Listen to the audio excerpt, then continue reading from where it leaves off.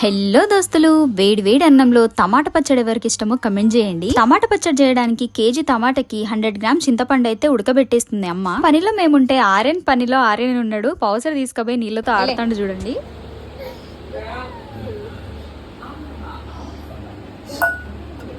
KG టమాటాకి half పౌసర్ ఉప్పు, 1 పౌసర్ కారం, 4 స్పూన్ల ఆవాలు, 2 స్పూన్ల మెంతులు వేయించి పొడి చేసుకుని యాడ్ చేసుకున్నాక వెల్లుల్లి రెబ్బలు అండ్ కొద్దిగా దంచిన వెల్లుల్లి రెబ్బలు యాడ్ చేసుకో. టమాటో అండ్ చింతపండు పేస్ట్ ని మిక్సీ చేసుకుని అందులేసి మంచిగా కలుపుకోవాలి. ఇక ఆర్యన్ ఇంకా అన్మోల్ అయితే ఇద్దరు పని మీద ఉన్నప్పుడే ఇట్లా సతాయిస్తా ఉంటారు. మిగతా టైంలో అయితే మంచిగానే ఆడుకుంటూనే ఉంటారు. తాలింపుకి ఆయిల్ 1/2 కిలో అంతా తీసుకొని కొద్దిగా వేడిన తర్వాత జీలకర్ర, ఆవాలు, మెంతులు, కరివేపాకు అండ్ ఎండుమిరపకాయ యాడ్ చేసి. ఇక మమ్మీ ఒకటే రోజు 3 పచ్చళ్ళు అయితే ప్లాన్ చేసింది.